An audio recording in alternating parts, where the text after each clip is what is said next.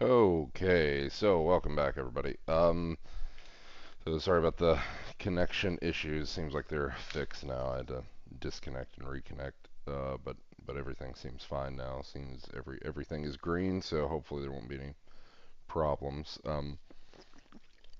Okay, so last time I'd mentioned we have moved on to Chapter 7 now, which is the heat or diffusion equation. I'm going to call it heat equation mostly just because it's easier to say, but of course, as I said before, it's important to know that this equation can model a variety of different types of diffusion of some quantity, say through a medium. We'll talk a little bit more about that specifically, but what maybe what's kind of like the base idea here, right? So the idea is uh,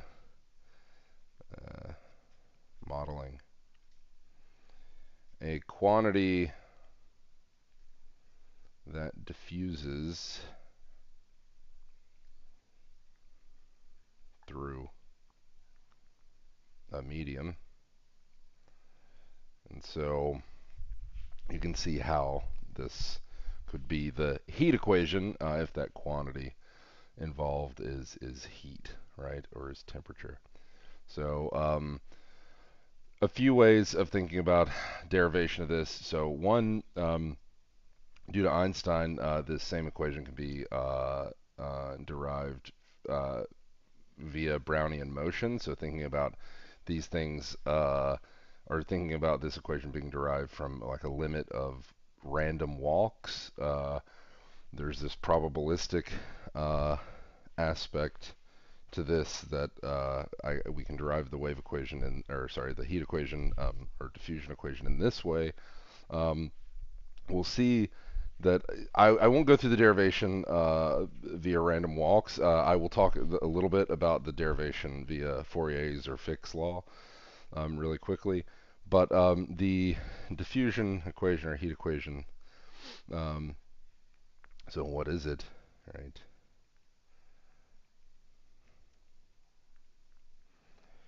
So the generic version in n dimensions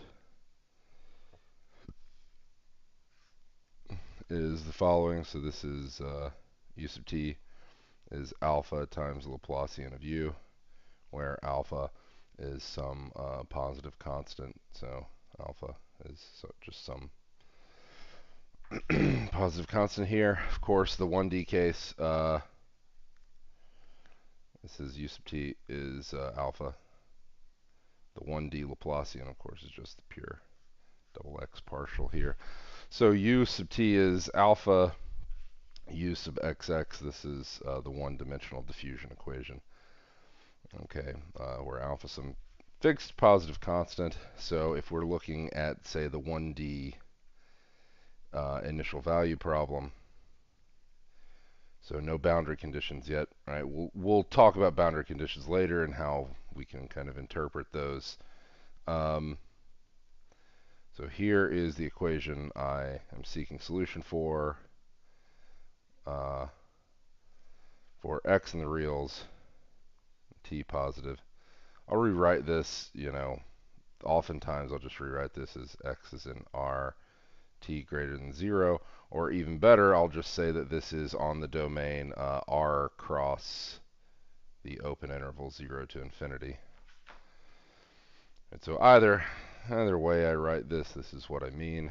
And then I have some initial data.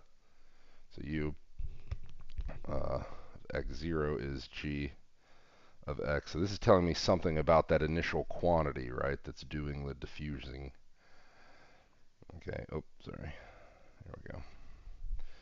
So here's the associated IVP. Okay. Now, the thing that you might immediately say is, why did you take this kind of detour? Right, like why did you, oh, I didn't include the t. Why did you take this detour before where you mentioned distributions and and Fourier transforms very briefly, right? We barely spent any time on them at all. I just wanted to familiarize you with a couple of concepts just because it'll be needed in some of these computations we do. But why did I do all that? Well, as we're going to see very quickly, this is going to be something that comes into play in a big way for our heat equation. So quick derivation. I'm not going to fill in all of the details here. So this is the quick derivation via, say, Fourier's law or Fick's law. So what's kind of the way here? So let's let u of, say, like x. We can actually do this in n dimensions. So let u of xt be the concentration of some quantity. It'll be the concentration of some quantity that we call A, right? So it could be heat in a medium, ink in a liquid, right? Say the amount of salt in some kind of salt mixture, some kind of brine solution, right? A chemical, etc. Right? So there's a lot of things that this could represent here. Okay, at the spatial point indicated by x and at the time t. Okay, so the thing that we're going to assume is that A is diffusing through some medium. Okay, and that medium in question, we'll say let V denote the volume of some bounded region of that medium. Bounded just means I can, right, in n dimensions, what does bounded mean? It means I can enclose it in some ball of finite radius, right? Maybe it's a huge radius, it doesn't matter, I can enclose it in some ball, right? If it's unbounded, so take, for instance, the first octant, right? The entire first octant in space is unbounded because, of course, it keeps going, right? I can't enclose it in a ball of any radius or of any finite radius. But, for instance, well, the closed ball of radius 100,000, right, is bounded by definition. I can enclose it in any ball having radius 100,000 or greater, right? So that's an example. Anyway, so V is volume of some bounded region of this medium. Then the total amount of quantity, right, the total quantity A is given by a triple integral over the region V of that concentration function U. Right, this is, right, if you like, let's write it like this with respect to the spatial variables. Okay. This is, yes, this is a triple integral if this is space we're talking about, but let's, whatever. We'll say this is in dimensions. I'm just going to write it like this. Okay. So, if we assume no sources or sinks for A,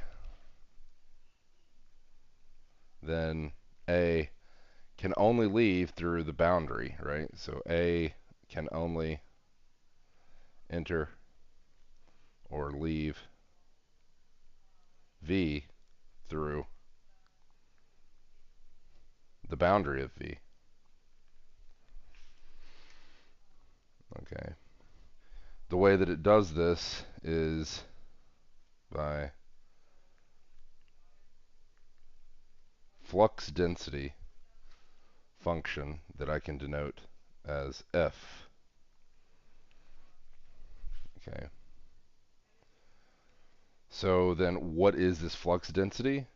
Well, at any point on the boundary, this tells me the amount of A that's flowing per unit time per unit surface area. That's what the flux density is telling me. Okay, the direction indicated by this thing is the direction of that flow.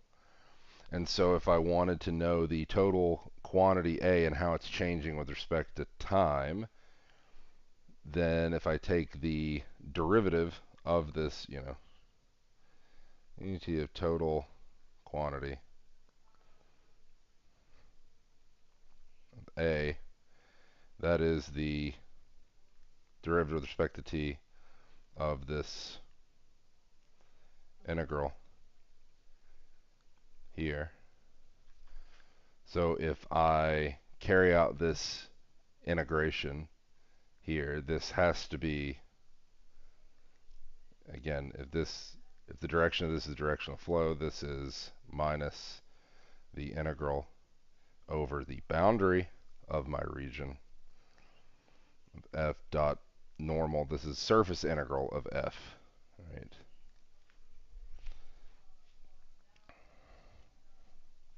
Okay.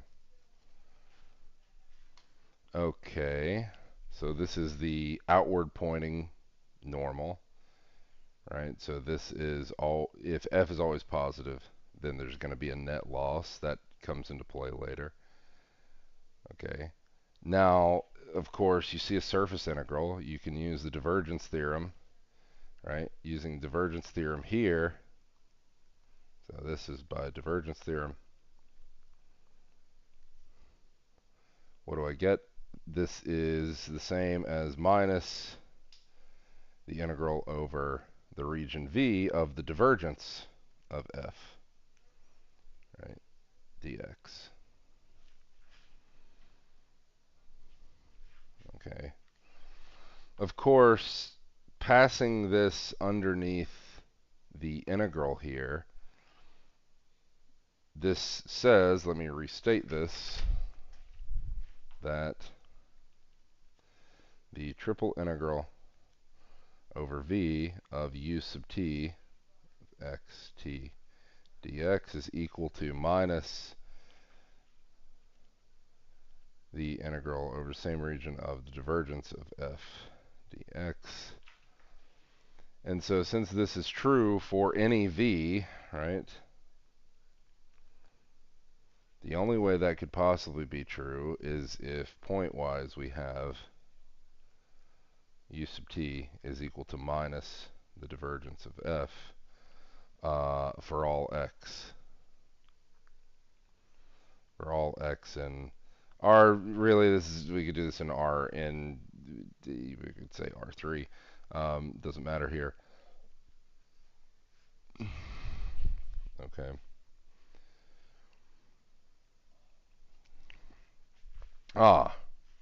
But then we have Fourier's law or Fick's law, depending on the context. And if we have a similar type setup, right, where we have U as a concentration, F is flux or flow of the concentration, right, in the opposite direction, then one way to kind of state this, again, Fourier's law, Fick's law, what does it state? It states that F is actually minus alpha times the gradient of U. Where does this come from? The idea is, if you remember from Calc 3, right, the gradient of U is going to point in the direction in which U changes the fastest, right? Direction, of course, in the spatial sense.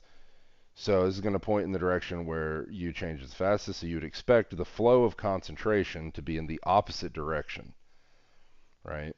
So all this is stating is that the flow is in the opposite direction of the gradient vector, right? If gradient's pointing in the rate of maximal increase, then flow is pointing in the opposite direction. That's exactly it. So alpha is just some constant indicating that this is in the opposite direction of the gradient vector. I don't know what alpha is, right? Because I haven't normalized anything, right? So if we take lengths here, this is just telling me what's this is the thing that's indicating it's in the opposite direction of the gradient vector. Okay, and so putting these things together, I have u sub t is it's minus the divergence of f, but by Fourier's law or Fick's law, this is minus the divergence of minus alpha gradient of u. So this is alpha times the divergence of the gradient of u, but the divergence of the gradient of u is the Laplacian, right? That's like the definition of the Laplacian. And so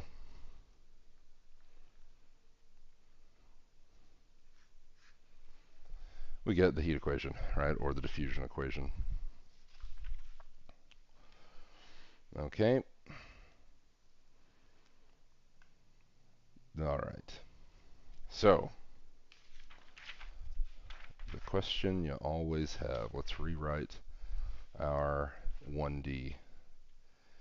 Right, so here's 1D heat equation.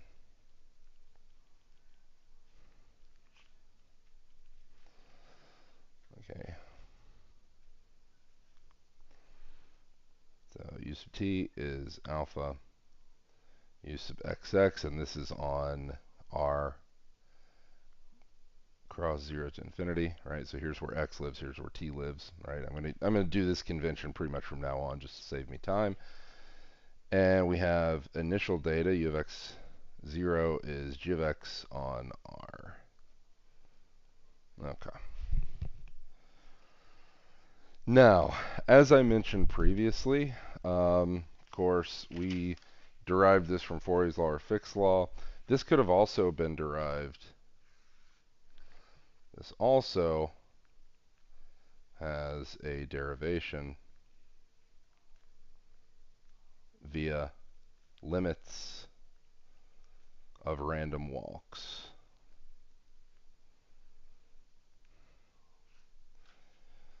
So this kind of talk, if you've ever heard of Brownian motion, these things are related. And so there's a derivation given by Einstein in 1905 of the diffusion equation or heat equation via random walks. I'm not going to do this. It takes me in a direction that I'm not going to spend that much time on. I'm just going to kind of mention it. But this actually says a lot about this solution formula we're about to write out, because if you haven't seen this quantity before, which most of you will have seen it before, most of you will recognize almost immediately what it is that's going on here, but this telling you that this is also a background interpretation of this equation kind of shows you the secret probabilistic things that are hiding in the background. Okay, so because what we're gonna write otherwise may seem kind of amazing or strange that this would crop up in such a way, but we'll see how it actually makes a lot of sense that it would work out in this way. So what am I talking about here? What am I blabbering about? If we hope for an explicit solution formula in the sense of like our D'Alembert's equation, right? Can we do this for the 1D heat equation? Yeah, we can write it out. So turns out this isn't the only way this can be done, but probably the most straightforward way is it turns out that we can derive a solution formula via Fourier transforms. Now, like I said, I just mentioned Fourier transforms for us. We're not going to really use them here, but this at least tells you where it comes from. And what is the solution formula for the IVP for the diffusion equation? So solution formula to IVP for diffusion, or 1D diffusion equation, we'll say.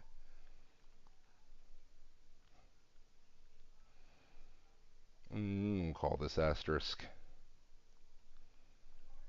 So what is it?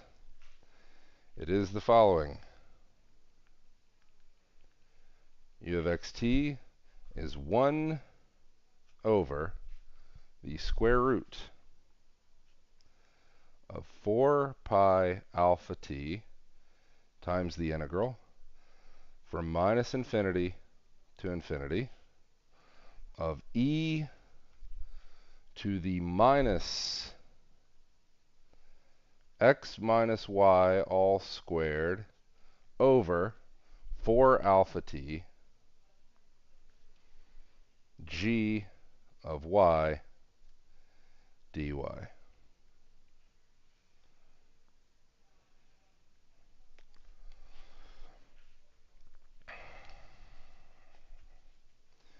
Now, a couple of things to notice about this formula, right? So, maybe it's not that satisfying. I tell you, yeah, you can do this via Fourier transforms. Here it is. Okay, let's move on, right? I'm not going to do that.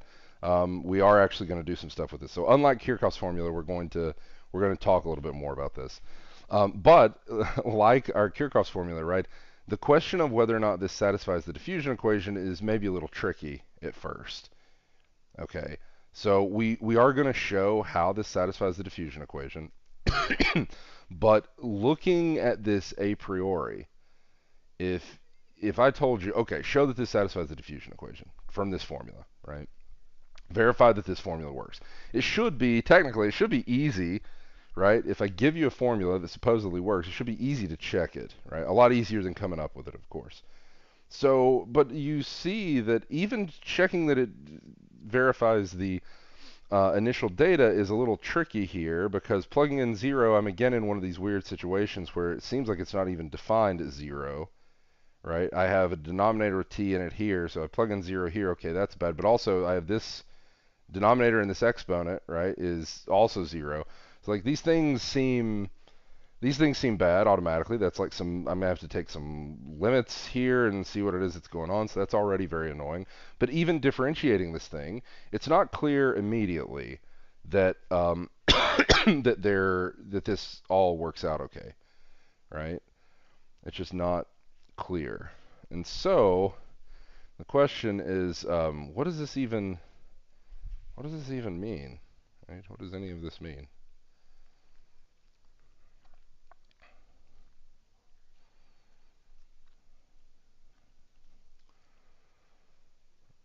So here is why we talked about the things that we talked about before. So here's why, here's the reason for our detour.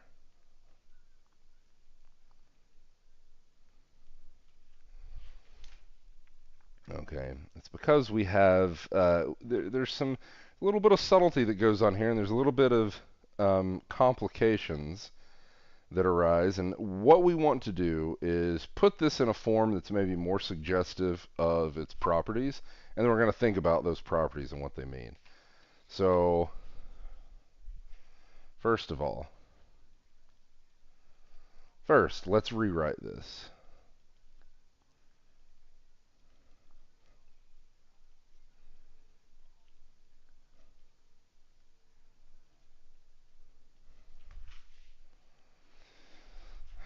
So to do this, we define the following.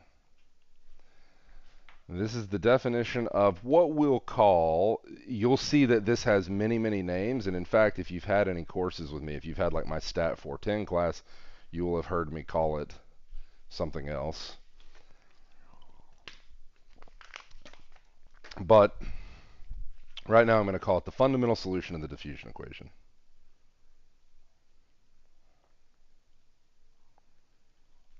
The fundamental solution of the diffusion equation.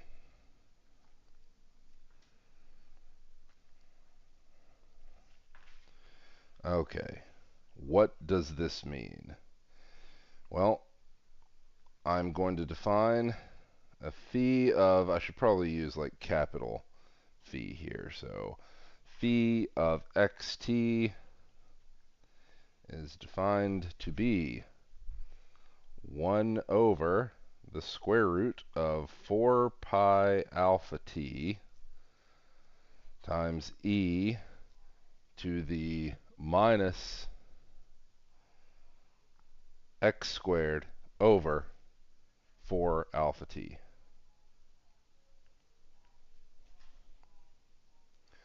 And this is defined for x in R and for t greater than 0.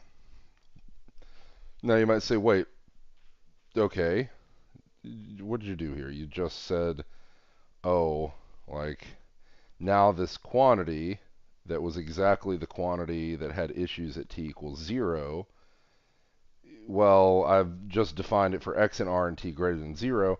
That's exactly the region that I'm solving the PDE u sub t equals alpha u sub xx on. So a question of whether or not this solves this, and the hint is that it does, in fact. Okay, and I can have you all check that. In fact, on your next homework, you will check this and a couple of other properties.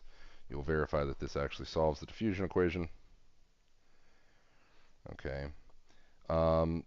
So yes, it solves it, and here we're looking for a solution here on a region where this, like, we don't care about the fact that this is iffy at t equals 0. At t equals 0, the question of how this is related to my initial condition here, or my initial data here in the solution formula, we'll see that. But first of all, we just define it in this manner. This is our fundamental solution of the diffusion equation.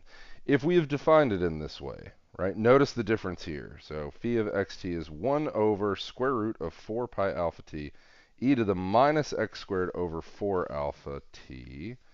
That's almost the same as this expression, except here I have an x minus y squared, and this integration is with respect to this y variable. Oh, but notice,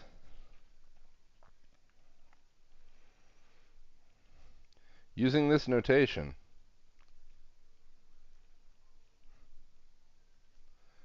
we can rewrite our solution formula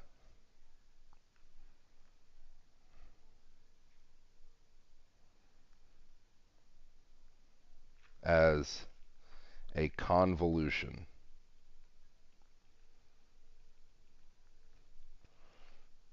of phi with the initial data.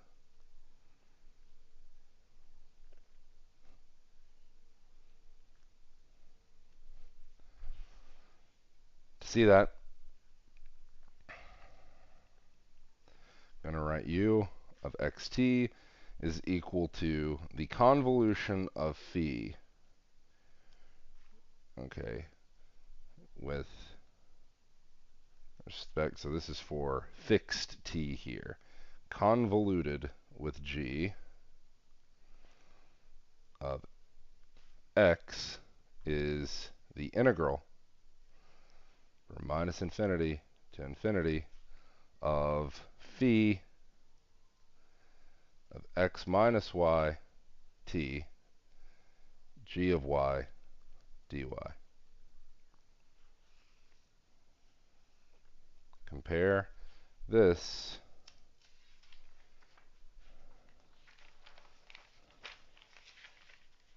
to this, right? Oh, right, well, now that we've defined phi to be this, we know that from our last lecture, convolution is defined by this expression. It's the integral from minus infinity to infinity over dummy variable, or with respect to dummy variable y, of function x minus y t g of y here. So I'm convoluting right in this slot. So this is what it is that's going on here, right? And now the argument here is x minus y, which makes this exactly the thing that it was in my solution formula. Now we get exactly this expression. So this is our first instance of being able to write a solution in terms of a convolution in this way. Okay, it won't be the last, and this is exactly the reason why I wanted to make this detour to talk about convolution and things like that. Okay, putting it in terms of a convolution is going to help us. You might say, how does this help me at all? this is going to help a lot because we've basically picked out this big phi, and it's going to be easier to show that this big phi has a bunch of nice properties, okay, that we're going to talk about here in a second. And then writing it as a convolution and remembering these facts about the convolution, right? So for instance, if you had two functions convoluted together, one, you could do this in either order and it didn't matter. That was one thing.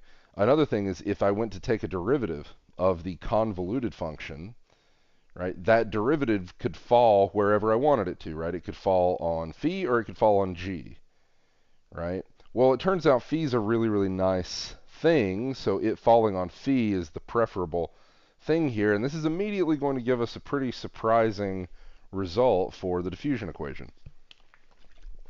Okay, so what are some other names for this thing?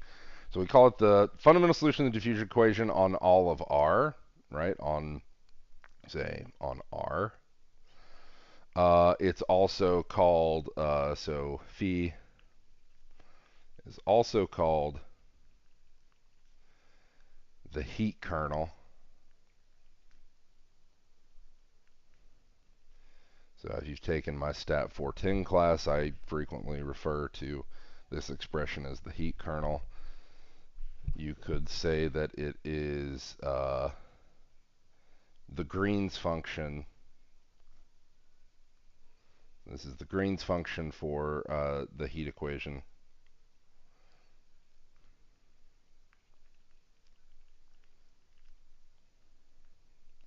on R. It is also called the source function for diffusion on R.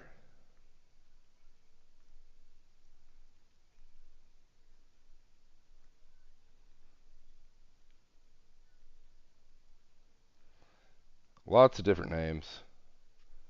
Like I said, heat kernel is pretty quick and easy, so I'll call it the heat kernel a lot. All right. Now, what does the graph of phi look like for fixed t?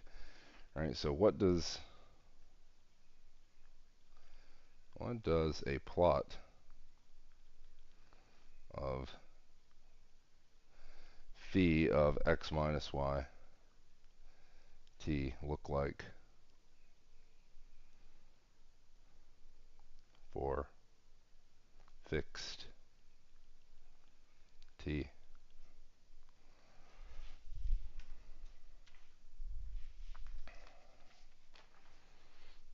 Okay.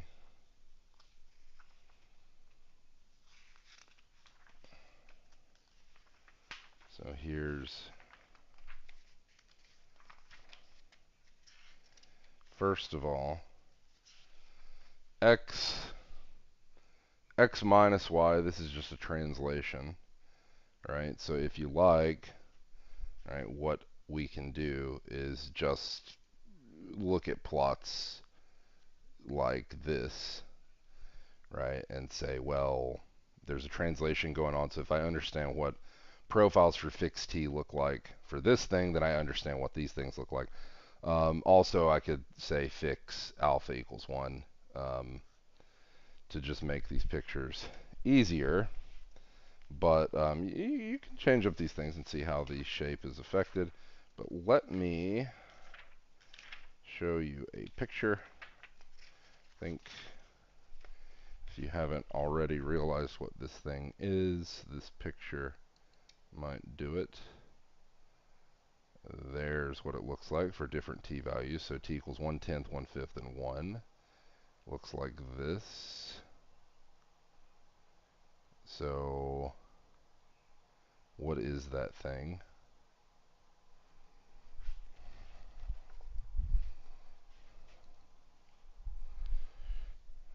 Well, you might hint, right, your kind of your hunch, right, your guess. Your guess is that phi has something to do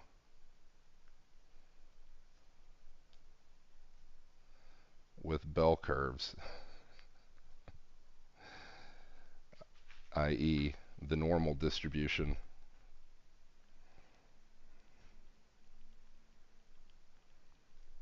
from probability.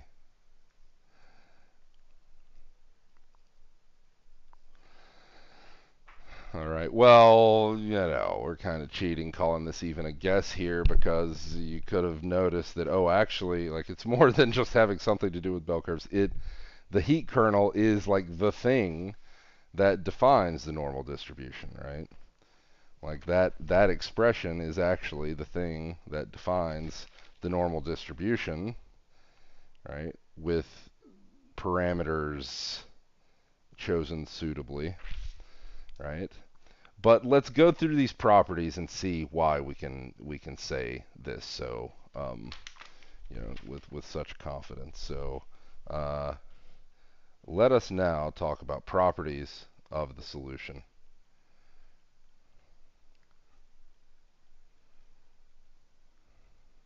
to the 1D heat equation.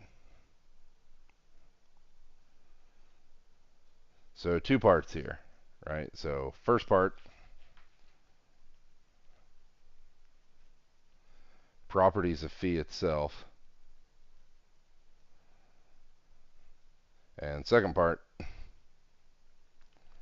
properties of U, which is defined by this, phi convoluted with initial data.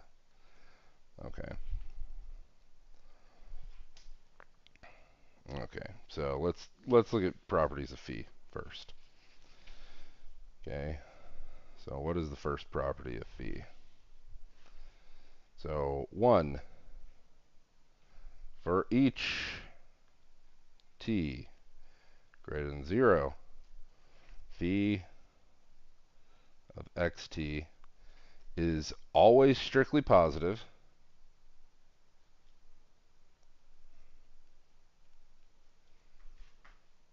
So strictly positive, and integrates to 1. Well, let's bring it back real quick. So for a fixed t greater than 0, this quantity is, of course, always strictly positive because 1 over square root of 4 pi alpha t is always positive, and e to the whatever is always positive, right? It's an exponential. So e to the whatever is always positive times a positive number. So it's always strictly positive. E to the whatever is also never 0, right? This is also never 0. So this thing is never 0, always positive. So that's the first thing. Integrates to 1. What do I mean? Right? So I want to show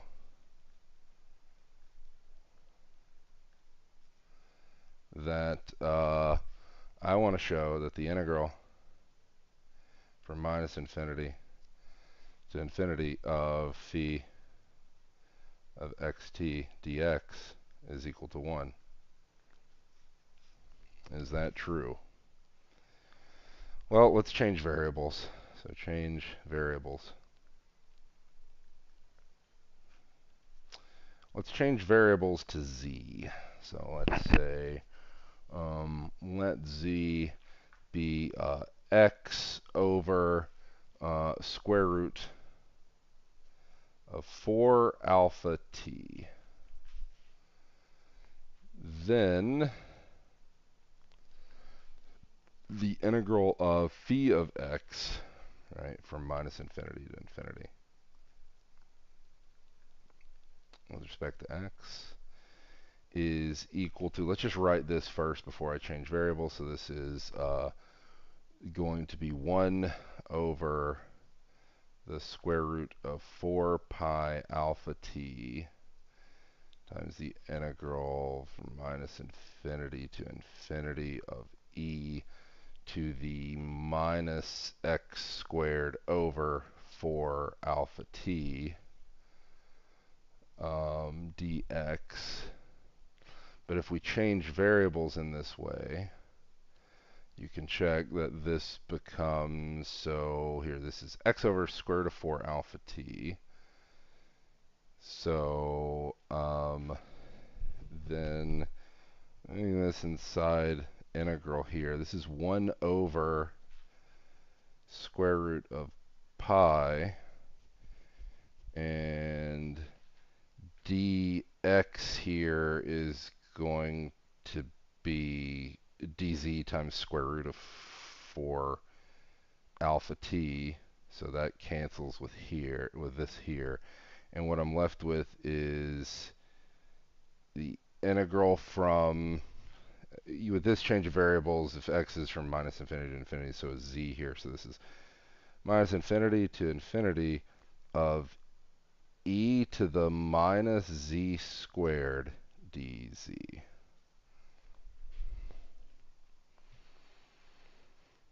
Which is maybe an integral you've seen before. Okay. But if not, the question is, how do I do this? Right? How do I do this? How do I continue from this step? If you've never seen how this is done, I'll quickly show you how this works.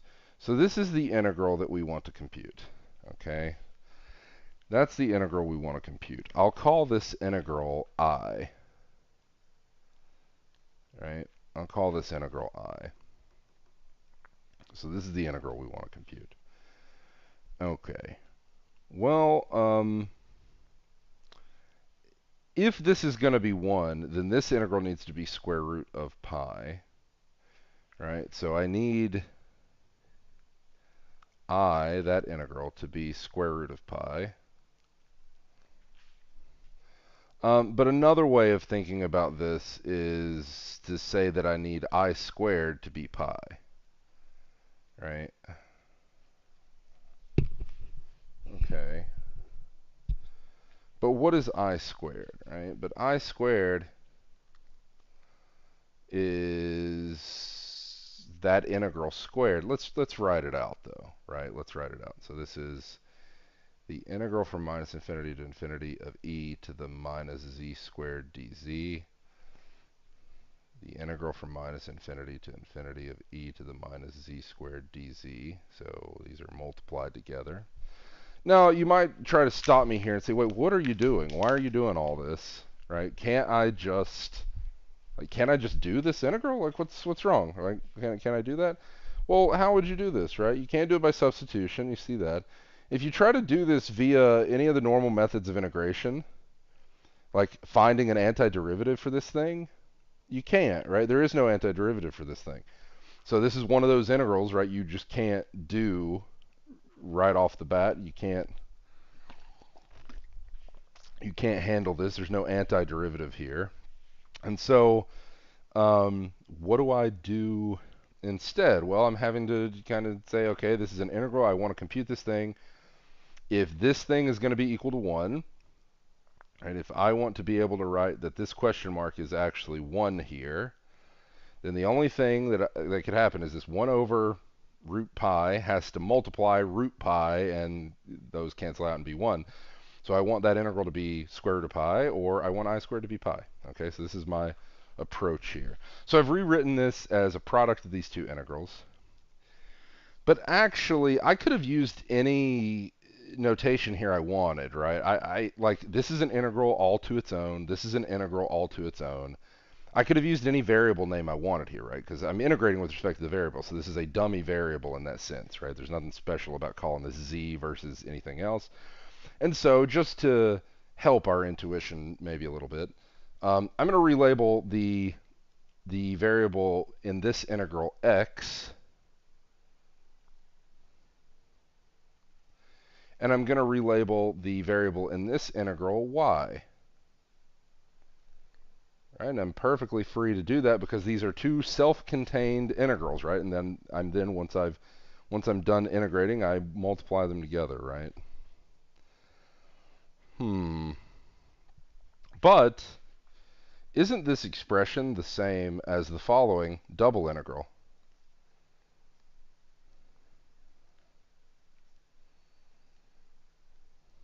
So this is minus x squared minus y squared. So this would be minus x squared plus y squared. Right? dx dy. Aren't these two things the same? Well, yeah, they're the same, right? They're exactly the same expression here. So, because of course I can split this, right? I can factor this as a function of x and a function of y separately and do these integrals separately and then multiply them together. I can do that because these things split in that way. So yes, this double integral is the same as the product of these two integrals. Okay.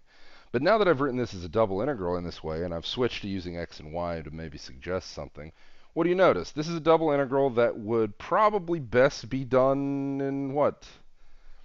This is polar coordinates, right? This is, you see an expression like x squared plus y squared, you definitely start thinking to yourself, use polar coordinates, right? Use polar coordinates.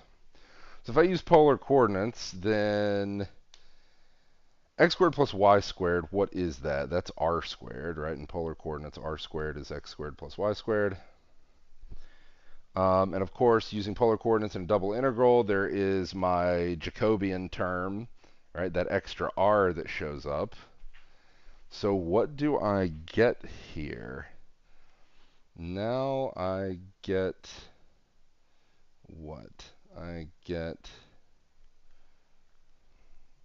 this is going to be like the integral from like 0 to, so let's see here, this is going to be the integral from 0 to 2 pi, the integral from, where's r going? Well, if x and y are both going from minus infinity to infinity, then r is going from 0 to infinity of r e to the minus r squared dr d theta, right? The d theta integral, because there's no theta showing up here, can be done at once. So that's like 2 pi times the integral from 0 to infinity of r e to the minus r squared dr. And you see exactly what's happened here is now where I had no antiderivative dealing with this thing directly, now because of this extra r term that's been introduced, I can actually do this with substitution, right? So if I do u sub here and u is equal to minus r squared here, then what is this? What is this dr here, right? This is going to be, so d, if u is minus r squared, then du is going to be minus 2r dr. I have the r here, but I don't have the minus 2. So if I have minus 2 here and I have to divide by minus 2, this would be minus pi times what? This would be e to the u, e to the minus r squared, evaluated from 0 to infinity, right? This minus sign tells me that this is going to be minus this thing evaluated to infinity, which is 0, plus pi. So this is pi. And so I have shown that I squared is pi, so I is square root of pi, so this is 1. So that means that for each fixed t that's positive, this thing is always strictly positive and integrates to 1, which, if our guess before was that it had something to do with bell curves and normal distribution, well, now we have essentially, confirmed this, right, beyond all reasonable doubt. So the second property is this heat kernel is the normal probability density function, i.e. the most important probability density function in all of probability theory and in all of statistics, right? Literally the thing that holds the entire field together is the normal distribution, right, or the normal PDF. Okay. In fact, this is the, in fact, it is the normal PDF, probability density function, associated with, yeah, maybe I should, instead of saying probability function here, I should insert the word density here. This is the normal PDF associated with a normal distribution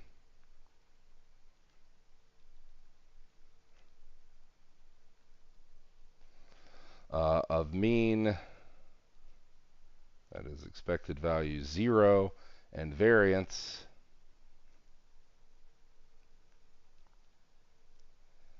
to alpha t.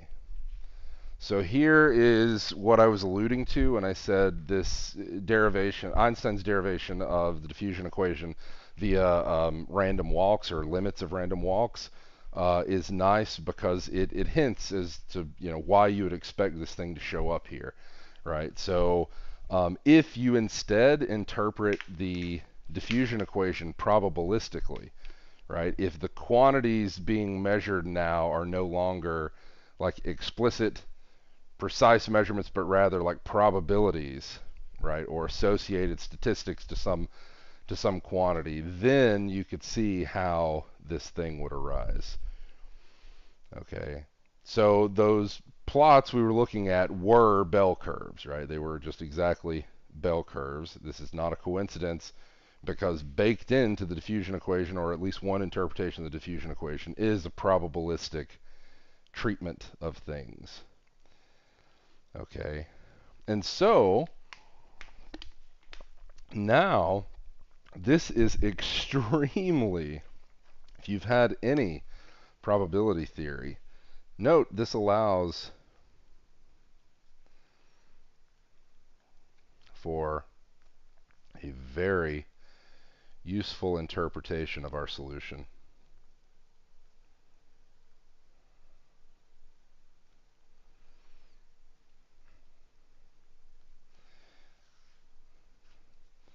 So, recall from probability, if you like. So from probability theory, if you took stat 400, stat 410, really any proper probability class, you would have seen this in some form, that if x is, say, a random variable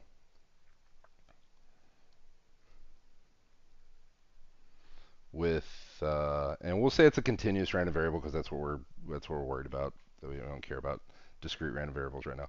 So if x is a random variable with PDF given by little f, okay, then the expected value of a function g of the random variable x is defined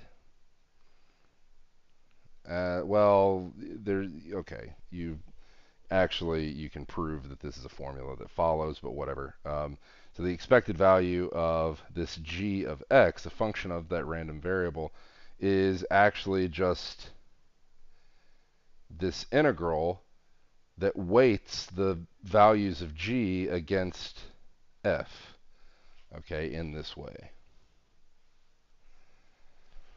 All right. But then this means that if we, right below it, right, u of xt is the integral from minus infinity to infinity of phi of x minus y t g of y dy, where phi, this heat kernel, is the normal probability density function, so it's the normal PDF, then what is this? This is the expectation of the initial data, right? Its expected value under a normal probability distribution in y with mean x now and variance 2 alpha t, right? So what is this? So our solution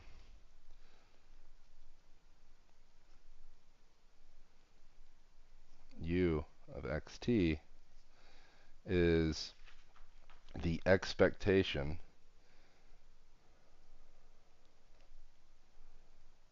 of the initial data. This is the expectation of the initial data g of y under a normal PDF or under a normal distribution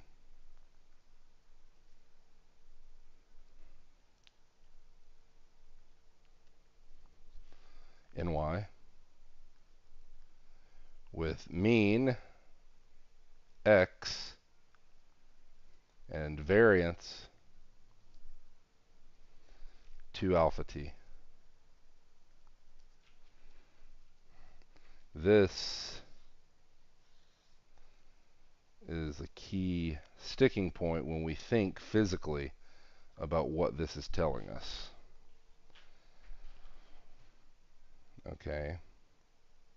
So if we want to know our concentration at position x and time t, this is computed as the expected value of the initial data, right, under a normal distribution with mean given by x, our position, and variance, that is, and of course geometrically what does mean? That means centered, right? This is the center of our concerns. And variance, right, is 2 alpha t. So this is our interpretation of solution in terms of this normal distribution. Okay. So that weight, the thing that you're weighting it against, is this normal PDF, right? This bell curve. Okay. So this is particularly nice if you're coming at this from the statistics or probability angle, because now you see this showing up in maybe an unexpected place. Okay. So on to the other properties of phi. So 3. The big one, this might seem very strange that we're coming to this pretty late. Okay. But phi of xt solves the diffusion equation. Right? U sub t is alpha u sub xx. So this is important, obviously. Okay. So exercise for your next homework. So you can go ahead and do this practice for when the next homework gets assigned. But your the following exercise asks you to show that the t partial of phi is equal to alpha times the double x partial of phi.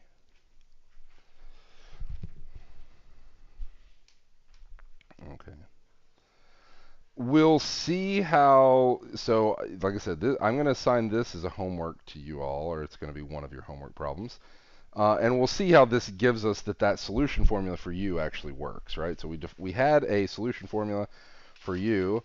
Question is this actually a solution? Let's go all the way back. So when I wrote out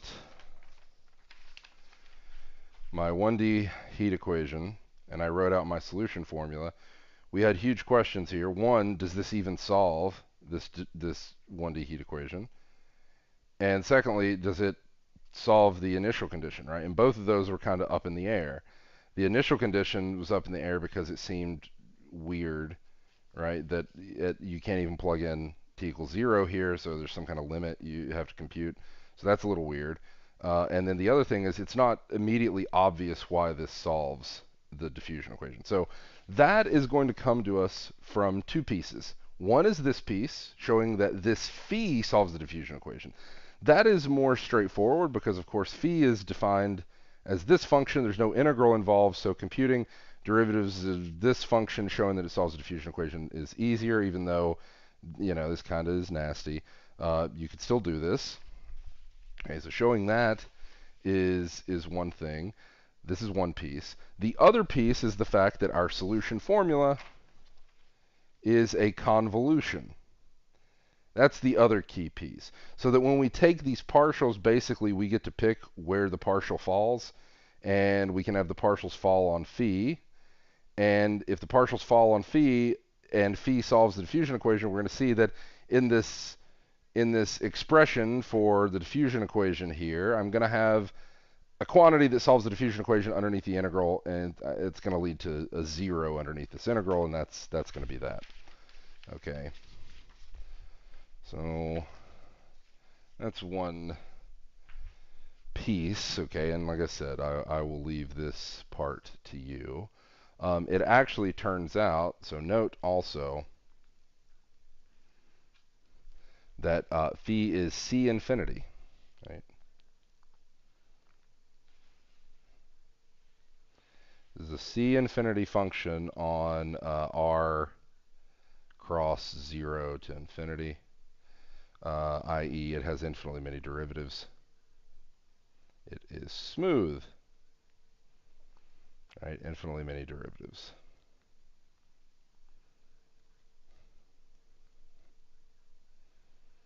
You might be able to say, yeah, I can kind of tell that it's going to satisfy that just by looking at it, right? It's, remember, we're on t greater than 0 here, so this denominator is not an issue on this domain.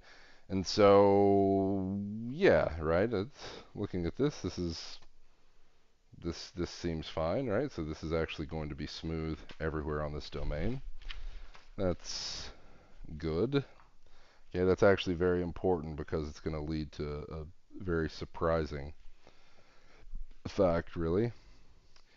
And then here is kind of the big kicker that we required this detour for. So the fourth property of phi here is phi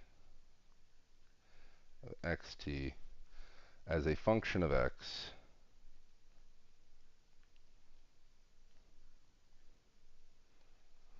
converges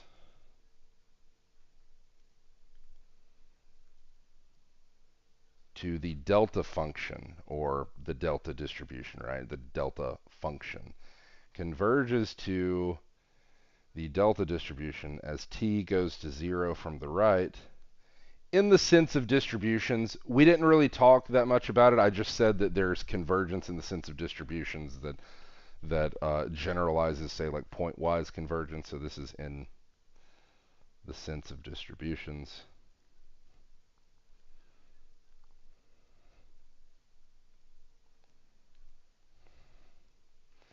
This is exactly what we need to help us a little bit. Why does this help us? Because what this means is the following.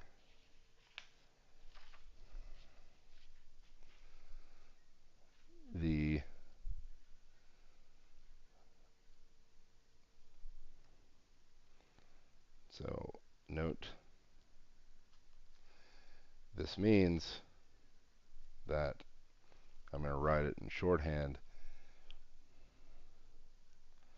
Phi of xt converges to the delta distribution in the sense of distributions.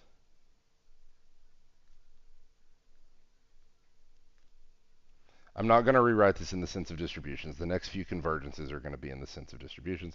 In the sense of distributions as t goes to 0 from the right. Which means that if we consider x as fixed and we consider y as the variable in this expression, then this goes to the delta function centered at x, right? This delta distribution centered at x as t goes to 0 from the right. Which gives us the limit as t goes to 0 from the right of u of xt here is going to be what? Is going to be, if we define u by this convolution, right? If u is defined by this convolution, and this thing goes to the delta distribution centered at x as t goes to 0, then what I get is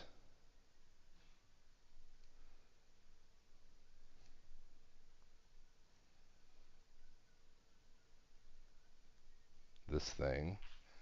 What does this thing do? Remember, the delta distribution picks out the value where it's concentrated, right, in these test functions you integrate against. So when you integrate it against a function, it picks out where it's concentrated. In this case, it's concentrated at x, O.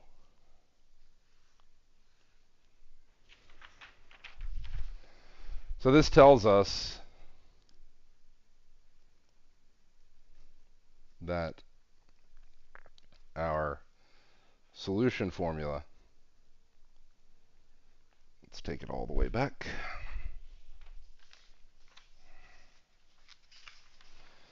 So our solution formula in terms of phi, or written like this, satisfies the initial condition, right? Satisfies the initial condition for this IVP. So this tells us that our solution formula satisfies the initial condition.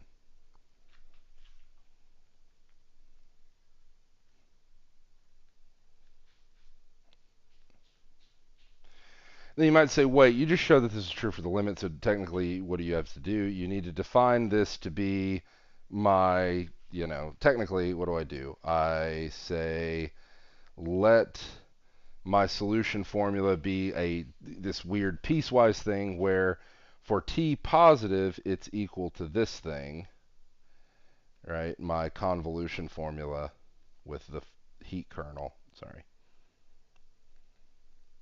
So that's how it's defined when t is greater than 0. And then I just define this to be g of x at t equals 0. And all I've said here in this boxed limit is that this, defined in this way, it's continuous, right? This is continuous on this upper half plane, right? So this is what we would technically have to do. So we've shown that our solution formula satisfies the initial condition here, given that last property of phi. Okay. So it satisfies the initial condition, but the question is, does it actually solve the thing? Right? That's obviously important. That was kind of the purpose of defining the solution formula anyway. So does it actually solve the thing? So let's return. Here's the 1 to heat equation we're trying to solve. We've just shown that because of this convergence and sense of distribution stuff that we're hand waving a little bit, it at least satisfies the initial condition, right? I have to take a limit here and everything works out okay. So I get that this satisfies the initial condition. For the equation itself, right, what happens here? So in this equation itself, can I say that it's satisfied? Well, I claim that phi solves the diffusion equation, right? That was my third property of phi here. So let's take that for granted. Let's take for granted that this is true.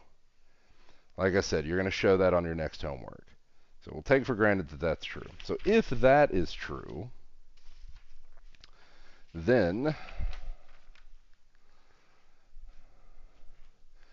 does my solution formula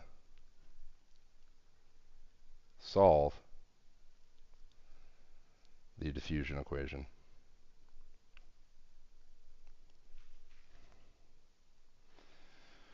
Well, remember, my solution formula is given as follows.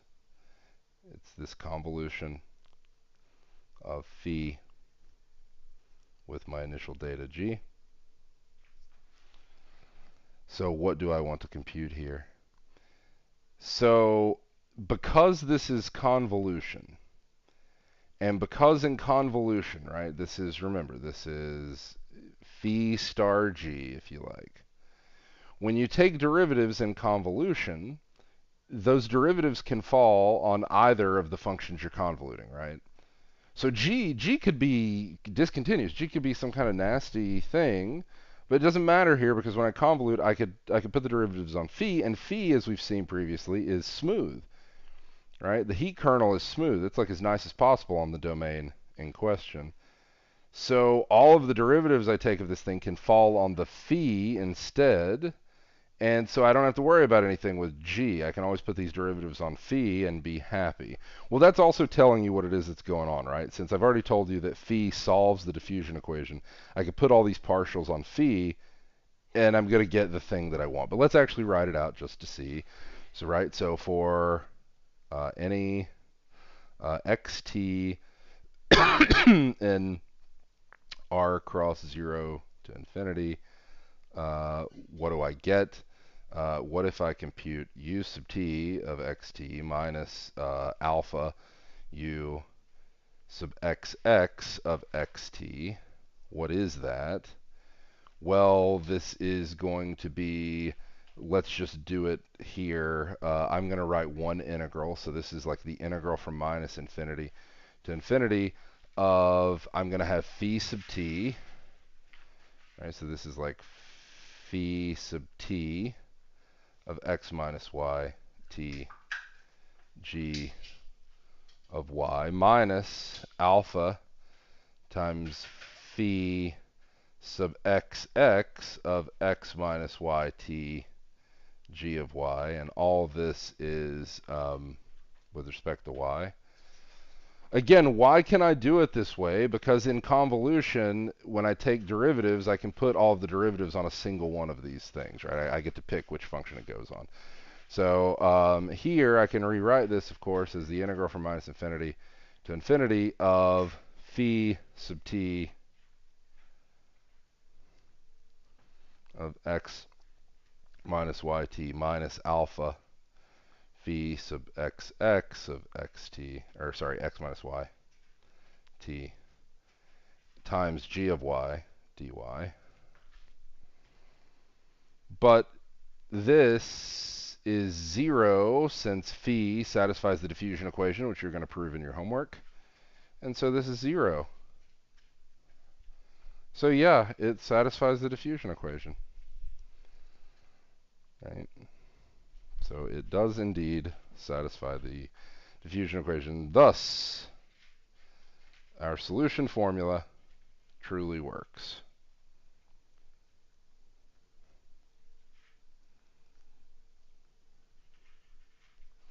Okay, took a little bit of effort, but being able to write this as being able to write this as a convolution where the function we're convoluting our initial data with is the normal distribution PDF, right? It's the PDF for a normal random variable, right? It's an extremely nice thing. That allowed us to deduce all these properties of it and ultimately show that it worked truly in all senses. So satisfies the initial condition, satisfies the PDE on the domain in question. So now that we have a solution formula, right, let's go back. Now that we actually have a solution formula that works, and again, this isn't the most compact form of it. That convolution form is better, where we just write it as some big phi, where phi is the heat kernel. Now we have solution to heat equation in 1 dimensions. We'll see that there is a similar solution in any dimensions to the heat equation. It's just this has to be a little bit more complicated, but it's the similar spirit. The question is, what kind of properties can we derive from the solution formula in a way that we kind of did from D'Alembert's formula for the 1D wave equation?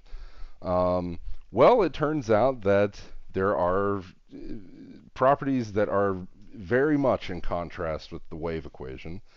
Right? You get all kinds of surprising properties that you might have already noticed because of this weird sort of averaging, right? So from the very definition of this thing, it's an average, right? The solution formula, this convolution, I am somehow averaging G, right? I'm weighting G over the entire real line, right? So questions about the like structure of the solution, the behavior of the solution, and like what this means in terms of, say, the domain of dependence, domain of influence, those sorts of questions, much different for the diffusion equation, right? Because you can see that immediately from this formula, if I want to know about this concentration at a position x time t, then I have to average the initial data everywhere on the real line immediately, right? So we return to this original question of what does any of this mean? And we'll start there in tomorrow's lecture. So tomorrow's lecture we'll talk about the consequences of this formula, and we'll mostly finish up our treatment for right now of the heat equation tomorrow. After that, we'll move on to Laplace's equation, and once we've done that, we are going to jump to something else. We're going to jump to Fourier series and what are called eigenvalue problems from ODE. And this is going to lead us back to all these big three equations via separation of variables. So that's where we're going to end. So we've been doing a ton of pretty heavy-duty conceptual stuff, right? Basically since really, I would say since, the end of kind of the wave equation chapter, so the end of chapter 3. Chapter 4 it was almost entirely conceptual stuff. 5 and 6, that brief little detour, just conceptual stuff. We're doing a lot of conceptual things here, but we're coming back to the realm of like lots of mechanical computations are going to be required to actually do separation of variables algorithm. So that's where we're headed, and that's the course will kind of end with us exhausting all of everything we want to do with separation of variables. So that's where things are headed. So anyway, I will see you all